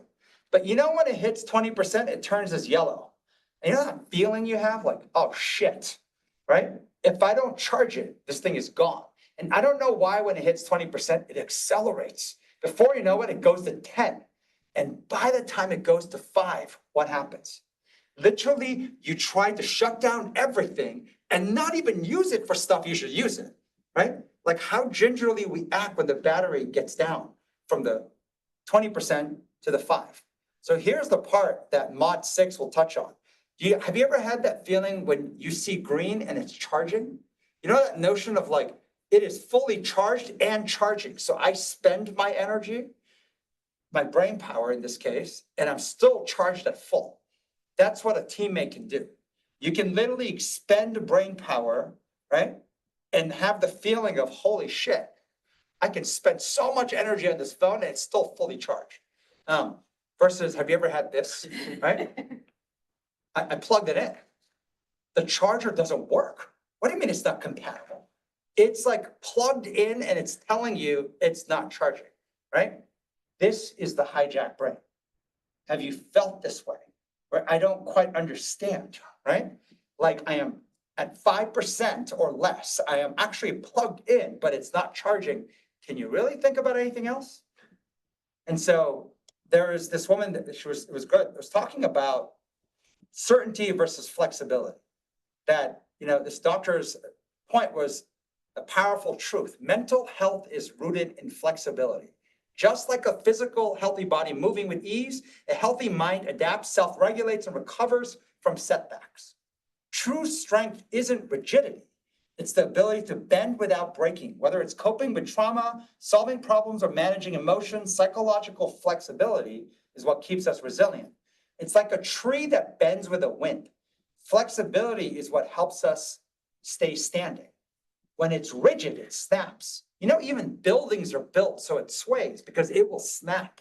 And so when persistent uncertainty is like the wind, if you are certain and you're being certain and you're mentally heavy and whatnot, in this new world, post Daniel Kahneman's Nobel Prize in 2022, post 2020, you're gonna be in a really bad place.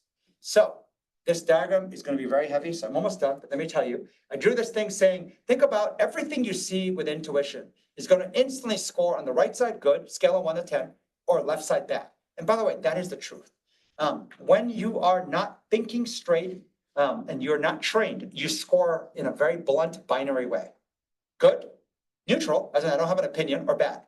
And so recognize when you do that in most things, you're an untrained intuition brain that is likely going to snap or go silent. It's the same thing.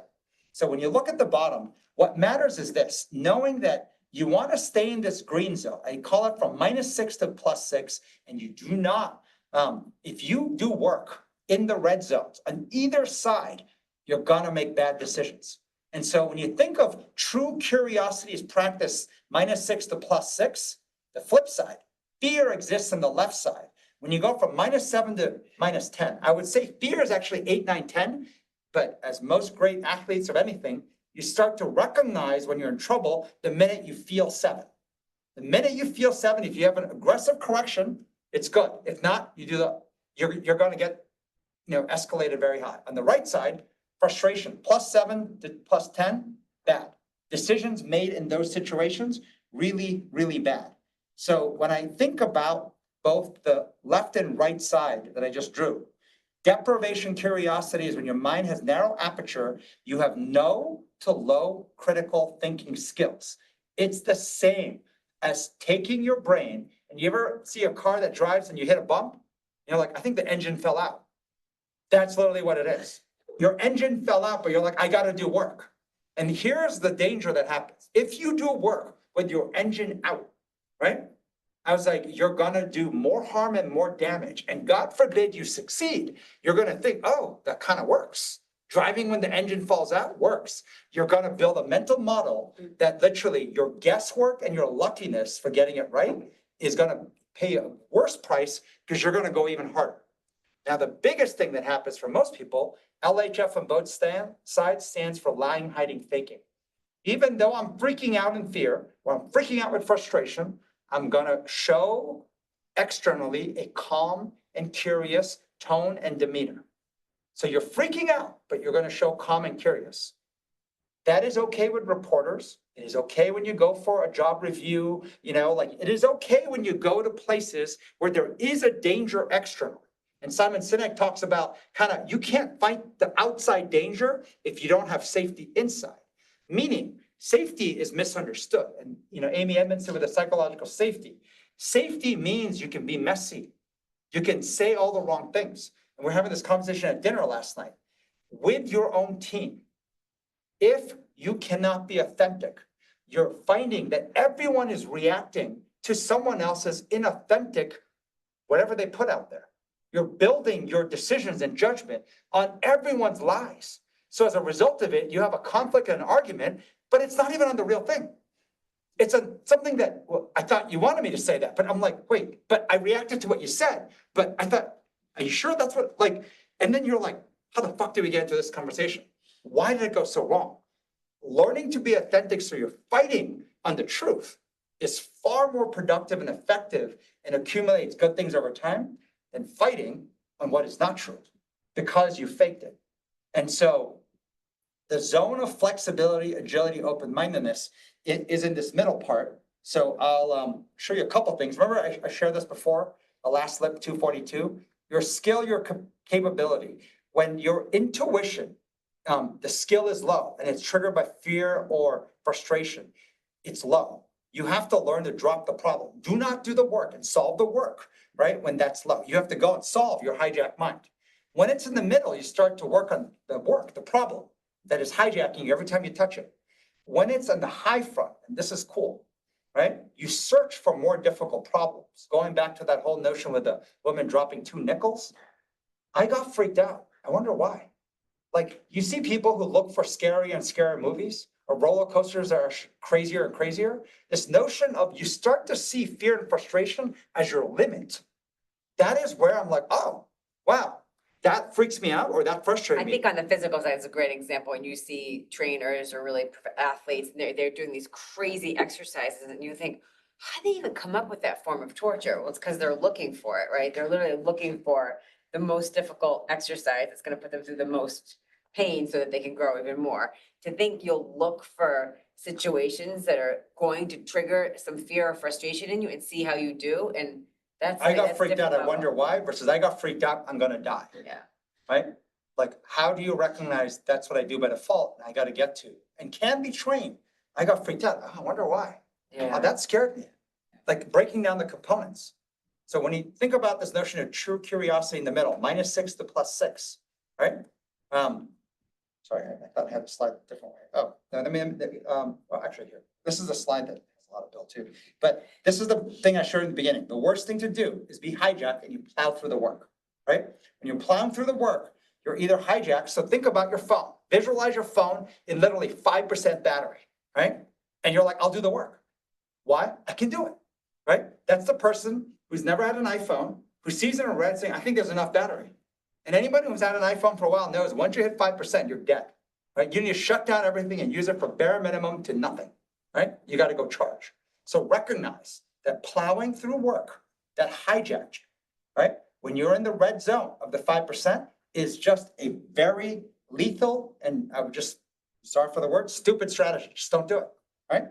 How do you get into this zone of curiosity, right?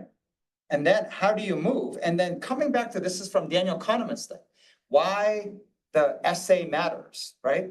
Am I forming this judgment too quickly? Which is, am I making a prediction too quickly? The biggest mistake is premature intuition.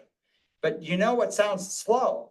People who do this well can do it so freaking fast. Yeah. Megan and I, the speed that we have our conversations and navigate each other's sense making, it's so fast that people are like, how do you guys make such fast decisions? I was like, because we're sense making out loud, exposed so fast that we're like, oh, you thought that? I thought that? Oh my God, you widen the aperture, see what's possible, and then you make a decision. So for those of you who can't relate to what true curiosity is, some people love this show. Somebody likes to be vulnerable for others, you know? So Dallas Cowboy cheerleaders, best cheerleading squad in the world, I think. They have these crazy tryouts, like I think 10,000 kind of people. It's like the World Series of Poker, but for cheerleaders. And then they're trying out every year, right? Season 2 is up, right? And Megan's watching through it. And episode 3 is when the team gets decided. You know the notion of episode 3, are you curious? Because the person I really like, they might not make it, right? Or the person who's such a jerk and an asshole, they couldn't make it. See the weight and difference in the curiosity. Yeah. Versus, you know what happens when you're in that red zone, what we call in tilt, fear of frustration. It's just fucking unfair. I can't believe this person's probably not gonna make it. That's unfair. This show should not happen. Or like, oh my God, what a wrong lesson. This asshole is gonna make it. You're like, wait, you haven't even watched episode 3, but I know they're gonna make it. I've seen the first season. They will make it. It's unfair, right? Someone needs to write in letters. It's like, hey, can you just watch the show? But you have all these predictions. It's human nature to think that fast and predict, and realizing intuition is not in your control. It's running whether anyway. Yeah. you think or not. So why don't you learn to use it and train it? Now, this coming back to the whole top part, human in the loop, right? So this part at the bottom, when you think of adaptability is micro adjustments with speed, and micro adjustments with speed come from good SA. So the better you are at making predictions, it's simply to the outside world, is just the speed of adjusting your prediction. And so the underlying skill is the speed of updating your logic or mental models, and then the speed of integrating new information, which is also another way to say the speed of rejecting bad data. There's a lot more bad data than good data. Just leave you one last slide, right? Visceral drafting is a leadership exercise to rep ownership skills, dreaming and imagining the success you want. What do you want? Draw it, make it. That's what an artist is doing. This isn't about being unrealistic. It's about training your brain to see possibilities before constraints. There's a sequence. A lot of it is not going to work. Didn't work before. I'm like, wait, can you first make it and then go into the, okay, what about it's bad? That's the feedback, the criticism to then iterate again. Most people won't even do a brush stroke because they have so many reasons why they're going to be mocked, laughed at. I don't know what I'm going to do. I'm like, just learn to rep this notion of iteration. That was it. Gen Z, are you not impressed? Wow. An hour and a half, that's not bad. That's, wow, I did not, I said, it might have to be 2 classes. But there's a whole Shivington part, which we're not covering, but We'll that talk about I next delivered time. just. Yeah, you delivered. 2 minutes over. And Yeah. I got interrupted at least 2 minutes, so. Well, any- Charlie put it on the small slide, and maybe if it helps a little bit, if there are any questions, there's a little bit in the chat, we can come to some of it. I think there's some more maybe comments, but go ahead, you Yeah, guys. feel free to unmute. Andy, you've got a view from schools. I don't know what you think. I can go to any slide and. Yeah, I'm just intrigued by this notion. 2 things that really stood out for me is I love the idea of scoring yourself when you're at your worst and then train into that. That really resonated with me, especially given the work we were doing with Laura. I think that's really valuable. And then, my God, just being aware of things that are out there in the ether, that vibe coding. I've already got 2 videos queued up to watch. And I've already sent it to both my daughters, one who's a teacher and the other one who's in a situation where I think she's in a situation where patterns are going to really, that's exactly what she does. She just deals with patterns all day. And I keep saying to her, it's going to go, Charlotte. She's working Yeah. with Lydia Wint as an example of where Mm. where you Yes. can actually interrupt some of that because they're discovering a new pattern. The use of, Mm. fibers that are non-petrochemically based.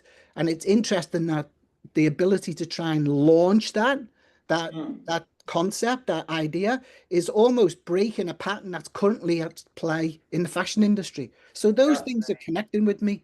Mm. Definitely, Yeah. yeah, I love the challenge yourself when you're at your worst for certain. Yeah. You know the part I love this thing of it's crazy this guy even saying this question of what do you want? Like this notion very much like what you saw if you will rewatch the movie Iron Man, it's kind of funny sometimes some movies. He's able to challenge Jarvis, like try this, and then Jarvis is like, oh, that works. That element works, or you can create that. Imagine like even on creating fashion and clothing, try that combination, like, and they're like, oh my God, that's stable. You can wash it, it will work. And the system will know it even before you create it. And then you actually create to try it in the real world. But that notion of the speed of prototyping, the speed of seeing your idea show up in the real world, Oh, yeah. that distance to idea to actual creation Yeah. is just shrunk. Where the only constraint now is, what do you want? Yeah, the only constraint is what do you want? Then Yeah. when you see it, what do you not like and how do you want to adjust it? Right. And that speed of just looping that, that's what's kind of cool. That's a different world. And so with all that Yeah. power and all that possibility also comes all the nightmare. Instead, it's like, what could go wrong? Who's gonna make fun of me? What's the bad thing that's gonna happen today? It's endlessly possible. Yeah. And so you've got the other side, right? Which is why I had shared this belief that oddly, working on the right side, the green, is what solves the left side. If you work on the left side, you're just gonna stay sick. You're focusing on longevity and you're not actually living longer. And you're focusing on the harm of AI and you're just getting worse. Versus the act of actually learning how to play offense. Yeah. The secondary benefit is defense. If you go to the page with the mentally ready to work, sense me, page 42, I think. I feel this, sorry, if you guys have other questions or thoughts, I was just gonna jump in as like, just giving like a for, yeah, I feel like this is kind of the crux of what we're working through in terms of like, if you think about intuition, we're trying to train intuition, and I love Yeah. that. It's saying 11 million bits per second. It's running whether you like it or not. So your intuition is running constantly. So you have to be honing it.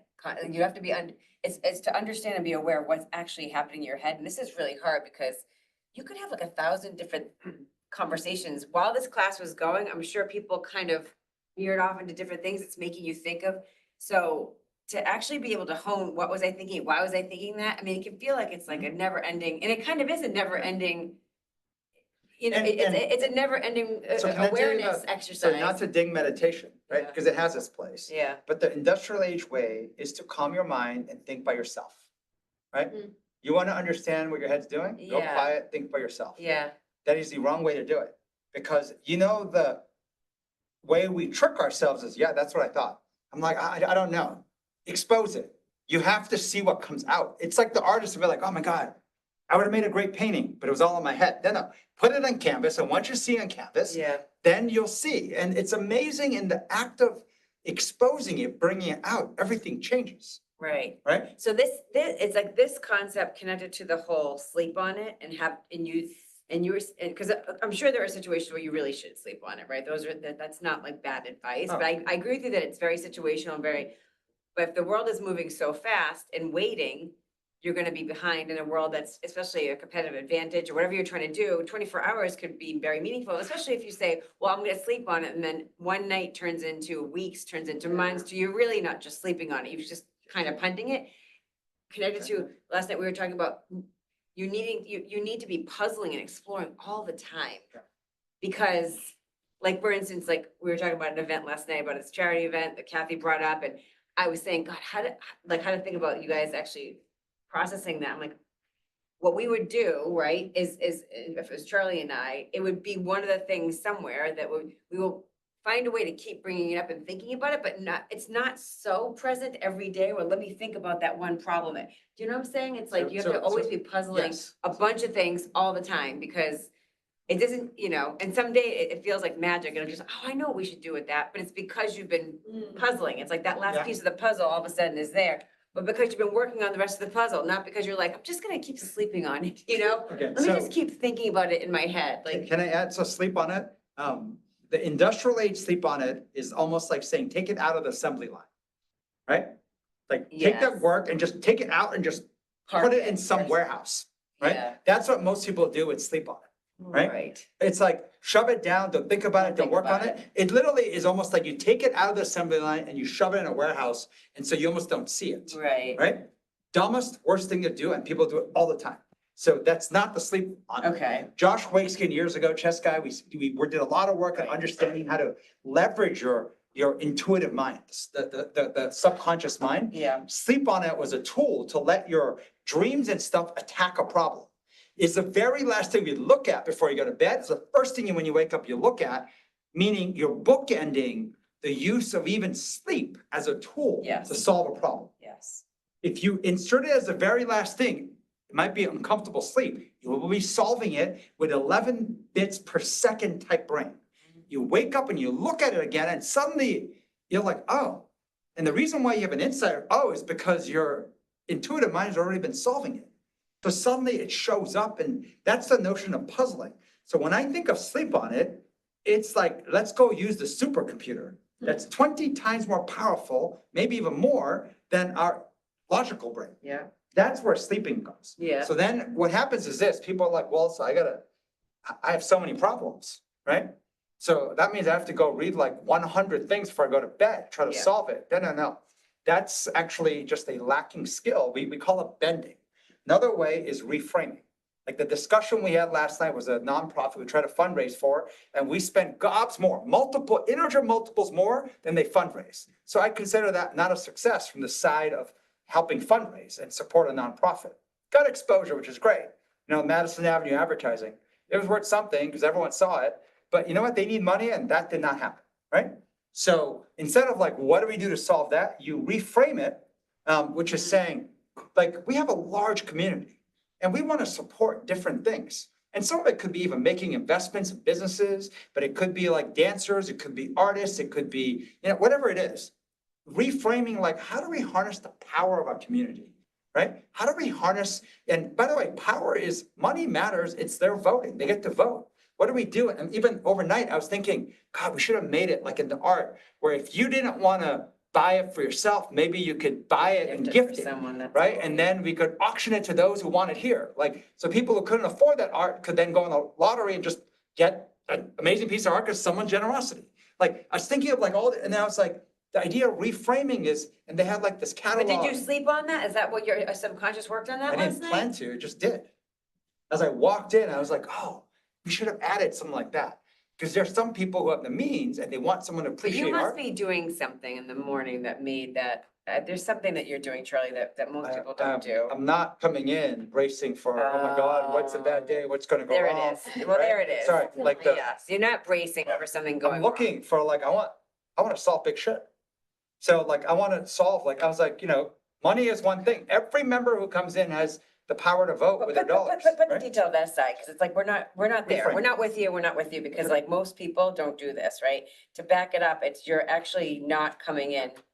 You've already started this whole mentally ready to work part, right? You're coming in not hijacked, you're coming in to play offense, you're coming in mentally ready to get work done. Like you're right, like you're not in fear, frustration. You're already, it's like you're primed. I don't know what the right way to say it, but like you're primed. But can I offense. tell you like what I think, that we were talking about this last night, one of the last things. The person who's best at this, actually, you know why they're the best? Because they don't think they're very good. They're working harder at it all the time. Best at what? I'm not hijacked because I work on that part Right, harder than right, anybody, right. even though I'm probably better than most, I am still working on it harder than anybody. Right. It's the Kobe Bryant. You know why Yeah. he was so good? Remember LeBron James, there's a thing when the Olympics, when they went, he couldn't believe Kobe Bryant was shooting 1,000 free throws, I think, every day. Like, he couldn't believe he's the best in the world and he was training harder than anybody. He's the best in the world because he's training harder than anybody. And he wasn't doing it just because of optics. It just is. That's his automatic, Yeah, right? And this is the part, once you get a taste of it, right. you know, it's like being an artist who can't find flow and stuck and just being mentally stuck, sitting, unable to paint every day. And Ezra came out to you, he's like, today I sat down in the chair and did not move for 2 hours and 44 minutes. And I was like, that's specific? He's like, most days it's like that. And yesterday, like, and now it's like, oh my God, I could totally help you find other ways besides sitting in place and trying to get unstuck. Like, this is the work we do. How to unlock intuition. How to like get hijacked and know that, wait, I can first say, whoa, that's not good, right? As in, I have a real problem. When the hijacker makes me do the work, it's going to be really bad work. Recognizing when the hijacker's in my brain and is showing up and is grabbing the mic, I'm like, no, we're not going to hear your speech right now, right? Recognizing the badness of the hijacker before you go into, okay, just being aware of it, I can train it. But that is like, then at some point you flip to, oh, I wonder what hijacks me, right? And that's the whole kind of being curious of your breaking point on fear and frustration. That's the lifelong learner, I mean. And once you get there, that curiosity, I mean, that's Dallas Cowboy Cheerleader season 2, episode 3, over and over in life, right? We're Oh my truly God. Well, the idea It of could be true, good, it could be bad. the idea of deprivation curiosity versus true curiosity. You have to recognize that deprivation is when you're like, you feel very certain either way. It should be this or it shouldn't be that, or I can't believe this, or it's like you'll start to recognize your own tone. And so Right. Megan and I, you know, we argue like cats and dogs all the time. The dogs. Or sorry, or like. Sort of be like, right, they with don't your like each other. analogy, sorry, But Greg. cats and Oh, dogs. cats and dogs, is that what the phrase is? That's like the Are two you- animals that hate each other. It's like first. a I thought it's facets raining thing. cats and dogs. Oh, there's No, but there's that, but also cats and dogs are fighting all the time, right? Okay, like. it's true. But, I That's true. reminded everyone, I am 4 years older, so there's where the wisdom comes, if you're wondering. But, 4 years on earth, practicing intuition, how much longer? 11 million bits per second. But what I was saying was, what ends up, I forget the. No, I forget what we're talking about, but I know it's Rachna, but it's a different Rachna that we know. I don't know if you're still here, you had a comment or I think a question into the chat, but we can also take other questions in the chat. Rachna, if you're here, if you want to unmute. Yes, hi, sorry. Thank you for the chat. This is my first time. I really enjoyed it. My question is about, I was curious, I don't think I understood why does one get freaked out at 10? Is it more like it's too good to be true kind of a freak out, or why does one? Yeah, that's a question. But when I say freaked out, I think the problem that we have all learned is to not freak out, right? Which, by the way, think of a child freaks out, and so you know what they're feeling, the pain, right? Like it's almost like, you know, people who can put their hand in a burning pot and actually instead of instinctively pulling back, they just can keep it there. Like, and so you can do, instead of physical, mental harm, and we have trained ourselves to not freak out. Yeah, Which, by the way, has this massive distorting signal now to teammates. yes. You don't seem to be freaked out. So they might keep feeding that point. Yeah. They might even ask you your opinion. And now because you're not freaked out, you might try to fake an opinion that simply is saying, don't freak out, just answer the question. And then based on your answer, these things go in tangents everywhere. But I'm saying all this by these two emotions, these hijackers. And Jim Lehrer spent a lot of time sharing this with us in that pie chart, willpower. Willpower is the single weakest, it's one of the weakest muscles we have. Meaning why people are repeatedly hijacked is they don't respect the power of your hijacker, which is done by your own brain. But the power of the hijacker, I would argue, is the most powerful force in your head. That hijacker was what kept us alive in the caveman days. It is what made us react and protect ourselves first and then our loved ones, right? With like just urgency of life or death. That hijacker is so powerful that once it gets there, it's like why they say you no longer have critical thinking skills. Once you get to 8, 9, 10, and 7 is where it starts on either side, you just no longer are using your brain. Your judgment shot. Like every decision you're gonna do is likely gonna be bad or non-optimal. Every piece of information coming in, you're gonna process poorly. So it becomes like an accumulation that spirals rapidly. And then, by the way, other people start to act similarly, and now you're getting confusion on confusion where it's like, wait, you're also not freaked out. You're not freaked out, but I'm freaked out. But then I need to show up not because they're not. So now everyone's faking it. And then you're wondering, what are we talking about, guys? Like, I thought we we're trying to solve something important, but now it feels like we're playing like business school bingo, right? Like where everyone's like, who knows the better jargon phrase that sounds smart, right? We should all sleep on it. Yeah, Daniel Kahneman in 2002 won a Nobel Prize for saying always sleep on it, right? We should sleep on it, guys. Pick it up tomorrow, right? You have no intention of picking it up, nor to solve it. It's simply like, let's end this conversation. It's not productive. Let's end this uncomfortable Right? conversation, yeah. But I don't know if it helps where we were saying the ramp that you can go from a 0 to a 1, whatever it is, to like fear.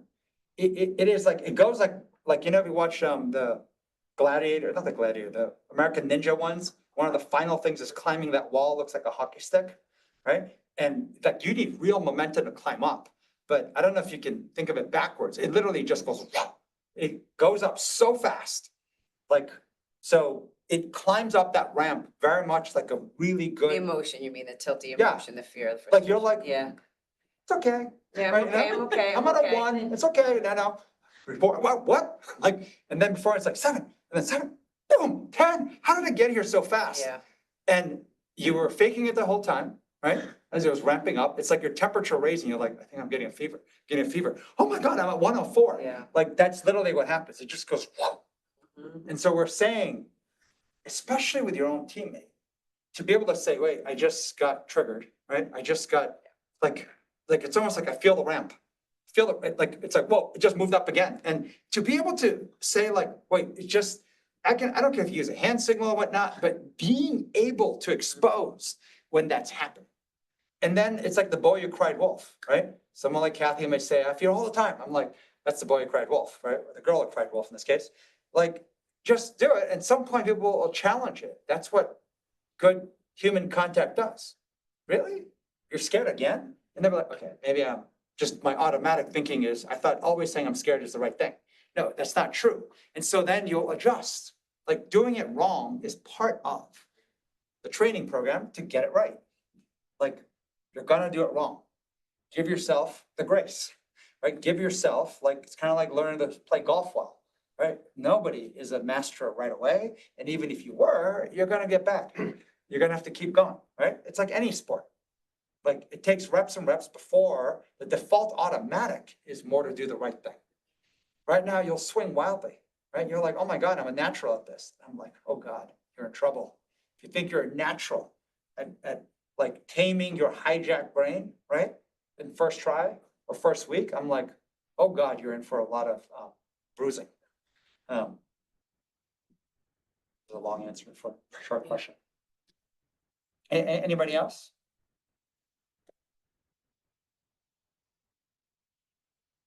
Anybody from here? Brian, a distinguished VIP? Any reactions or? Oh, now my brain hijacked it. Now I have pressure. The think and the act fast loop is what stood out for me. And I think that really kind of goes throughout thinking about everything you shared after, doing something with it. Getting messy or practicing something that I know that I might have had a fear. Now he picked on Kathy, but might be something I don't say out loud, but I don't even realize that's something I'm pausing because I'm trying to be like a perfectionist or I'm overthinking it. And how would I know if I don't put it out there or practice or take a rep? And even as you were using a lot of sports analogies, there's an article today in the Athletic, the Times, features Amy Edmondson because it's about the women's player who just lost, they call it the double donut, I guess, in tennis, like in the Wimbledon final. And the headline is that was like handled beautifully that she lost. And then it went into Amy Edmondson talking about not only that loss last week in tennis, but it goes on to Pete Sampras, how when he lost, that was the best thing that happened to him in the final, because he just gave up. It was like the hijack. Mm. He was down a set or was leading. This was 1992. And I just say this, like kind of thinking out loud a little bit here is if we do something with this, and I could read that this morning, I was like, how is this in the Athletic, New York Times? And now it's Amy Edmondson. It's barely talking about the tennis event that happened a week ago. Mm. But it's bringing up a lot of these big stories that we probably heard of over our lifetime, or these big stars, Kobe. And it just brings a little bit of like, oh, I kind of felt like, oh, cool, like Amy Edmondson, I read the book, right, kind of wrong. Oh yeah, they talk about that. And you see it popping up different places, and it doesn't have to be like so serious to try it Mhm. or practice it. Because even if I hadn't read that before, I'd be like, interesting article, but Yeah. but now I'm doing, like, I'm like, oh, those are different examples that I didn't have before. What you're saying made me think about this so NVIDIA is the company making the GPUs, the chips, to let AI run. It's like be top everything once. So I looked recently, I didn't realize they're worth over $4 trillion now already. Like, holy shit. Like, I think just in a few months, it doubled it went from 100 to 200 million market cap. It went to 4 trillion. It's like worth more than any other company. It's insane, right?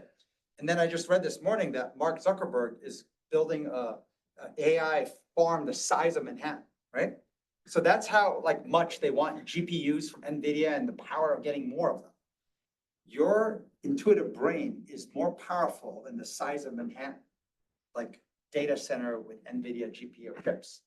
Why? First, you can tap the power of the size of Manhattan and do more. Like this is the part where it's not so what's better, the human brain or the AI brain? I'm like, no, you idiot. You're gonna use The both. human's gonna use the AI, Yeah. right? Yeah. It's not gonna be the other way around where the AI is only looking for humans to stop the leash of bad things. Mhm. And so when I think about what you're saying, it's like, once you recognize that is the power that's in my head, I wanna see it. Yeah. I wanna see what the flaws are, which is part of what it is.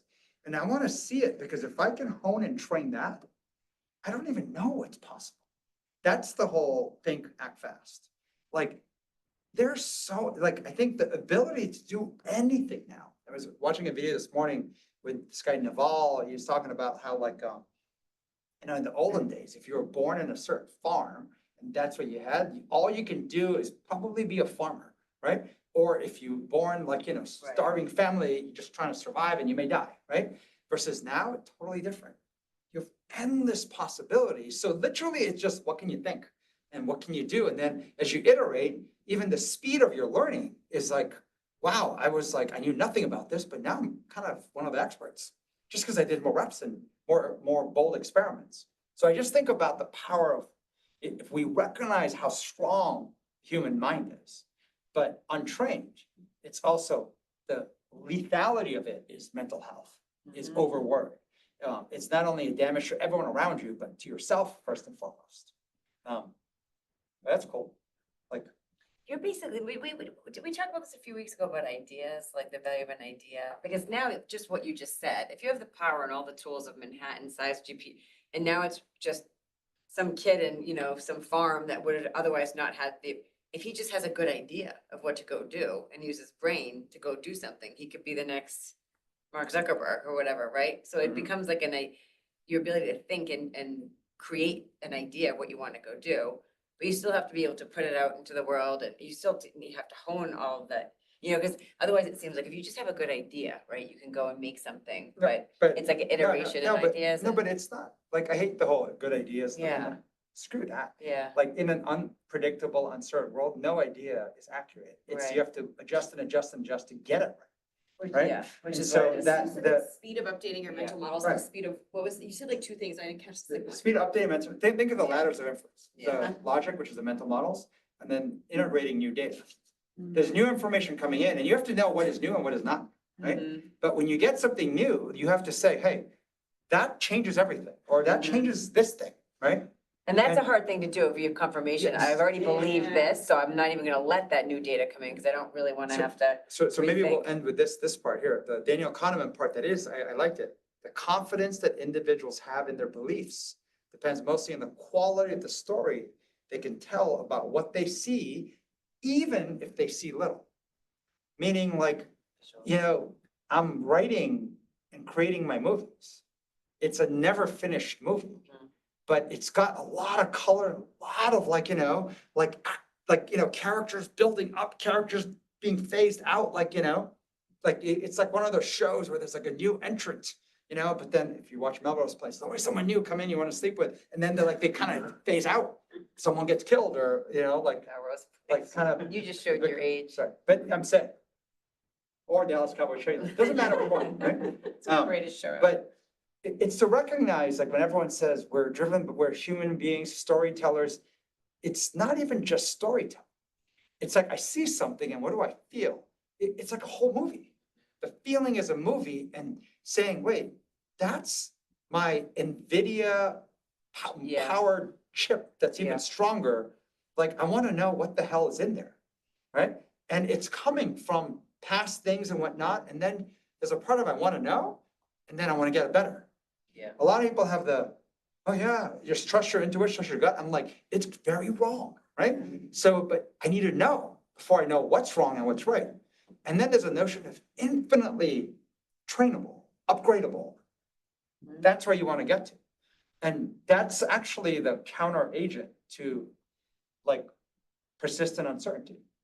Like it is both a playground for innovation, every opportunity you can imagine for human beings. But it is also the thing that keeps you mentally strong, like healthy.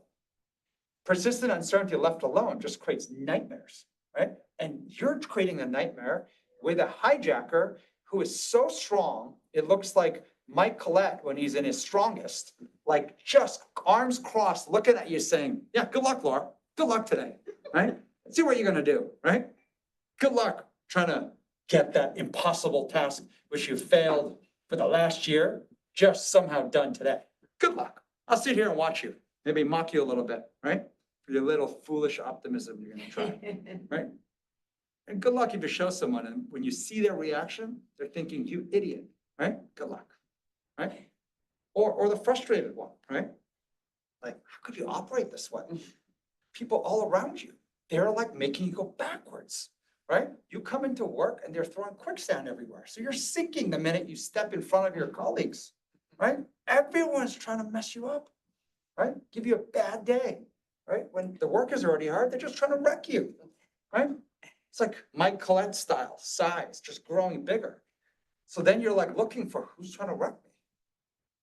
My God, Fresh to Wreck came late today. Yeah. Maybe they're in Just on let me it, find some things right? to get triggered about so I don't have to do real work today. Yeah, it's like you want to look for it, right? Right. Whether it's fear or frustration, whichever one you tend to fall into.